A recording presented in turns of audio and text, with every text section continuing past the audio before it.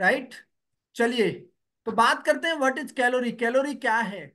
Calorie, जैसे मान लीजिए आप पेट्रोल हैं या ऑयल है, कोई भी लिक्विड चीज को हम लीटर में मापते हैं ना।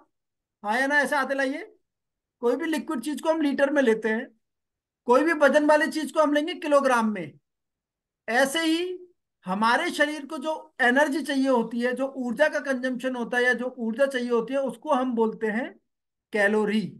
ऊर्जा की मापन इकाई, मेजरमेंट यूनिट जो है, उसको बोलते हैं हम कैलोरी, राइट। सो हम दुनिया में जितनी भी चीजें खाने पीने की बनी हुई हैं, सब में कुछ ना कुछ कैलोरी जरूर होती है। कुछ ना कुछ कैलोरी जरूर होती है सब में। ठीक है। और किसी में कम, किसी में ज्यादा, किसी में बहुत ज्यादा, है ना। तो हर चीज में कैलोरी होती है। अब कैलोरी क्या काम करती है? हमारे शरीर को चलाने का काम। बढ़िया या खराब ये अपने ऊपर है। ठीक है। पर शरीर में जो भी हम एक्टिविटी करते हैं, उस सब में कैलोरी लगती है। नॉर्मल हम कोई भी बहुत ज्यादा एक्टिविटी कुछ नहीं कर रहे, नॉर्मल फिजिकल एक्टिविटी कर रहे हैं, चल रहे हैं, बैठ रहे हैं, तो एवरेज आता है 1 मिनट में 1 कैलोरी हम खर्च करते हैं। ठीक है। 1 मिनट में 1 कैलोरी हम खर्च करते हैं ऑन एन एवरेज। तो दिन में लगभग 1450 कैलोरी हमारी 24 घंटे में खर्च होती है। क्लियर? समझ में आया तो हाथ हिलाइए।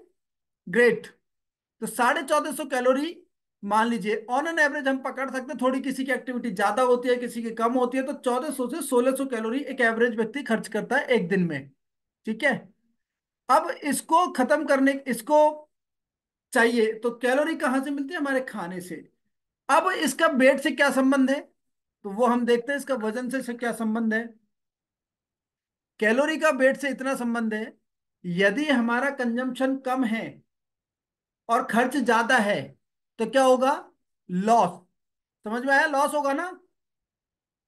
और यदि हमारा खर्च कम है और इनटेक ज्यादा है, तो क्या होगा? सेविंग्स, यानी स्टोर होगा। तो जब स्टोर होगा तो वेट गेन होगा, और जब आप कम लेंगे तो वेट लॉस होगा। और जहां है, जितनी जरूरत है उतना ही आप ले रहे हैं, तो शरीर आपका वैसा का वैसा ही रहेगा। ये कैलोरी मैनेजमेंट है, राइट। चलिए, अब समस्या क्या होती है कि कुछ लोग कैलोरी कम करते हैं और कुछ लोग बहुत कम कर देते हैं। ठीक है। कई लोगों का आपने देखा होगा, वेट लॉस तो वो कर रहे हैं, पर वो कितने सालों से कोशिश कर रहे हैं वजन कम करने की। बहुत कम करने की कोशिश कर रहे हैं, कर रहे हैं, कोशिश कर रहे हैं वजन कम करने की। बट उनका वजन कम नहीं होता, उल्टा बढ़ भी जाता है। और जब उनसे बात करो ना, तो वो कहते सर, मैं तो कुछ खाता ही नहीं, रात का खाना भी छोड़ रखा है, मीठा भी छोड़ रखा है, मैंने सब कुछ छोड़ रखा है, सिर्फ सलाद खाता हूँ, उबली सब्जियां खाता हूँ और एक चपाती खाता हूँ, फिर भी।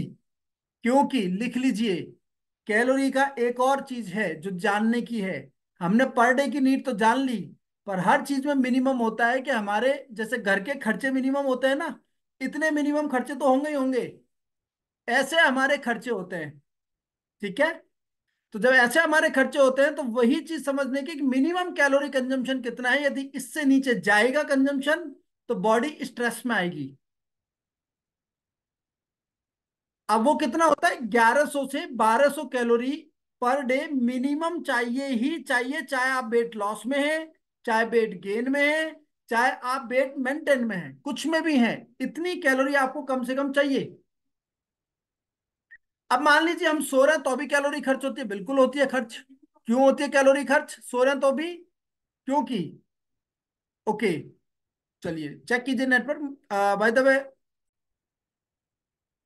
तो कैलोरी जैसे हमने मान लीजिए, एक तो होता है हम सो रहे हैं तो हार्ट हमारा काम कर रहा है, ब्लड सर्कुलेशन काम कर रहा है, हमारा ब्रेन काम कर रहा है, सबकॉन्शियस माइंड काम कर रहा है ना, और बहुत सारे हमारा डाइजेशन सिस्टम काम कर रहा है ना। ये इतने सारे अंग काम कर रहे हैं, ये भी कैलोरी खर्च करते हैं। अब जैसे मैं बोल रहा हूं तो मेरी कैलोरी खर्च हो रही है, मैं हाथ हिला रहा हूं मेरी कैलोरी खर्च हो रही है, आप एवरेज पी रहे हैं आपकी कैलोरी खर्च हो रही है, आप लिख रहे हैं आपकी कैलोरी खर्च हो रही है, हर चीज में कैलोरी खर्च होती है। तो शरीर की नॉर्मल एक्टिविटी चलती रहे, उसके लिए मिनिमम कैलोरी जो चाहिए होती है 1100 1200 कैलोरी चाहिए होती है। और जो लोग बहुत ज्यादा स्ट्रिक्ट डाइट यानी क्रैश डाइट जिसको बोलते हैं उसमें जाते हैं, तो हमारी बॉडी से जो मिनिमम कैलोरी वो कम होती है, परिणाम स्वरूप बॉडी में वीकनेस बढ़ती है और स्ट्रेस क्रिएट होता है। उस स्ट्रेस की वजह से बार बार ये फील होता है कि मैंने सब कुछ छोड़ रखा फिर भी वजन कम नहीं हो रहा, मैंने सब कुछ छोड़ रखा फिर भी वजन कम नहीं हो रहा, मैंने सब कुछ छोड़ रखा फिर भी वजन कम नहीं हो रहा।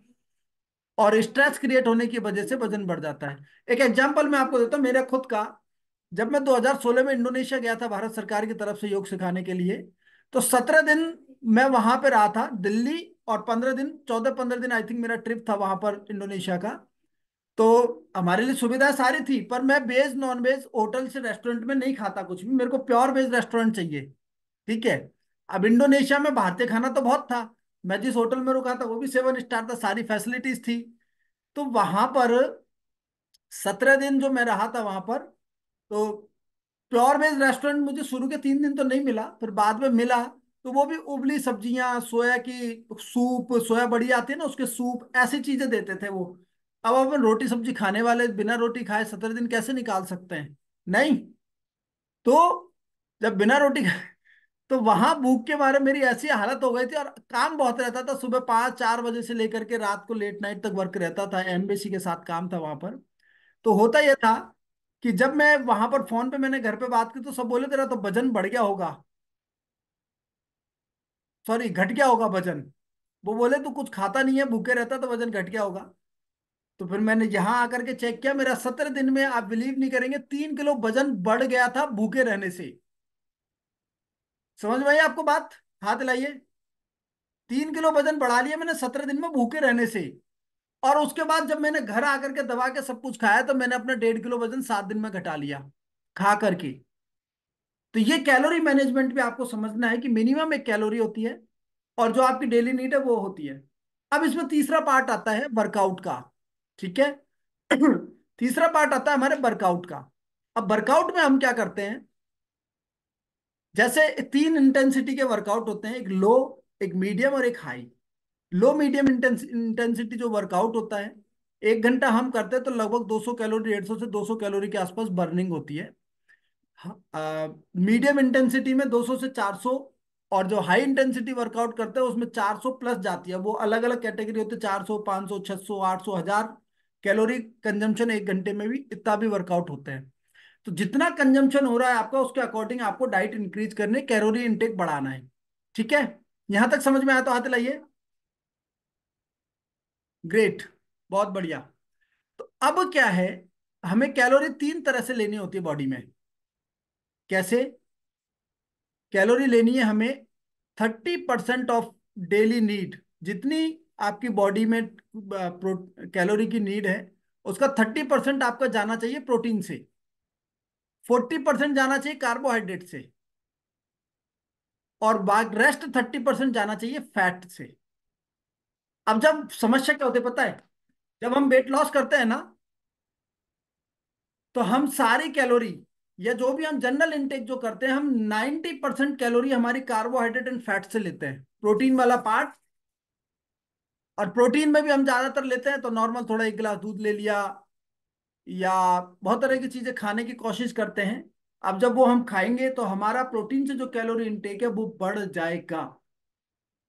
और जब कैलोरी इनटेक बढ़ जाएगा हमारा, तो डेफिनेटली जो अदर पार्ट से कैलोरी इनटेक होना चाहिए वो घट जाएगा या चेंज हो जाएगा। तो होगा क्या, जितनी कैलोरी हमें चाहिए उससे ज्यादा कैलोरी इनटेक हमारा होगा, और परिणाम स्वरूप हमारा वेट लगातार बढ़ता ही जाएगा या स्टक हो जाएगा, या स्टक हो जाएगा। राइट। सो तो अंडरस्टैंड आपको करना है 30%। अब 60 ग्राम प्रोटीन आपकी डाइट में एवरेज होना चाहिए, इतना समझ लीजिए। 60 ग्राम प्रोटीन आपकी डाइट में इतना होना चाहिए। ठीक है। लगभग यदि आप प्रॉपर वर्कआउट कर रहे हैं, तो 500 से 600 कैलोरी जो है ना, वो आपकी कार्बोहाइड्रेट से आनी चाहिए। राइट। तो 600, 400, 400, 1400 कैलोरी के आसपास है, और आप मान लीजिए 1600 कैलोरी आपका बर्न हो रहा है नॉर्मल, और आप मीडियम इंटेंस वर्कआउट कर रहे हैं, 300 से 400 कैलोरी बर्न कर रहे हैं। तो हम 1400, 1500 कैलोरी का फूड देते हैं, 500 कैलोरी पर डे की डाउन होती है। तो आपका वीक में जाकर के लगभग आधा से 1 किलो वेट वेट डाउन होता है, वेट कम होता है, आधा से 1 किलो वेट कम होता है आपका।